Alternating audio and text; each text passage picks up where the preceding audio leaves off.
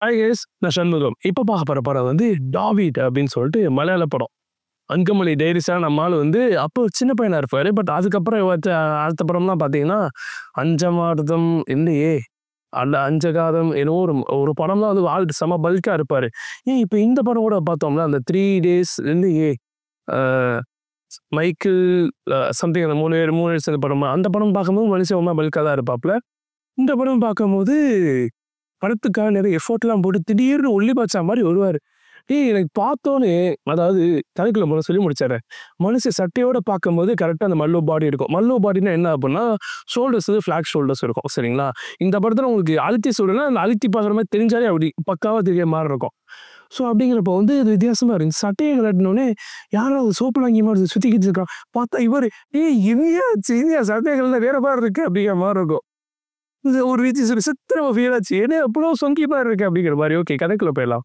So கதைய பொறுத்தவரை டாவிட்ட பொறுத்தவரை என்ன மாரின்னா, நம்ம ஆள் வந்து பவுன்சரா இருக்காப்ல சரிங்களா?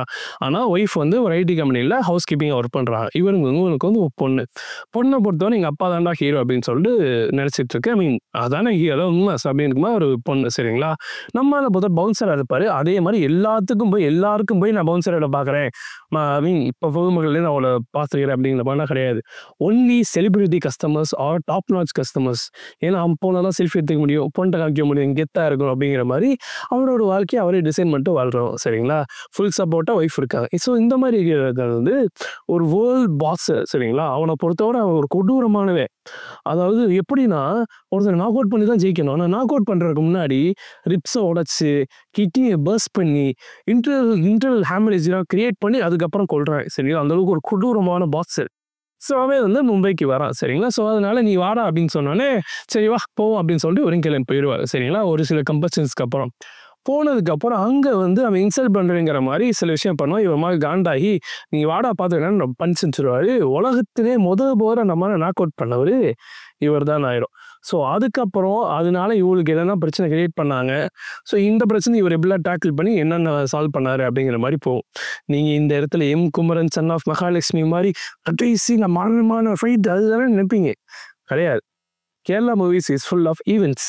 அந்த ஈவென்ட்க்கு இவர் என்னலாம் பண்ணாருங்கிறது தான் வந்து படம் முழுக்க போகுமே தவிர, கிளைமாக்ஸ் ஃபைட்ட பெருசா இம்பார்ட்டன்ஸ் கொடுத்துருக்க மாட்டாங்க. கடைசி 10 நிமிஷம் இதான்ப்பா கிளைமாக்ஸ் பார்த்துட்டு கிளம்பு. முடிஞ்சுச்சு போங்க அப்படின்னு சொல்ற மாரி அழைச்சு விட்டுருப்பாங்க. ஸோ அந்த வகையில பார்க்கும்போது எனக்கு படம் மலையாள படம் எனக்கு புடிச்சிருந்துச்சு. இந்த படம் உண்மையிலே மிஸ் பண்ணாம பாருங்க. டாவிட். ஸோ இதே மாரி நல்ல வீடியோ பாக்குற வரைக்கும் டாடா பாய்.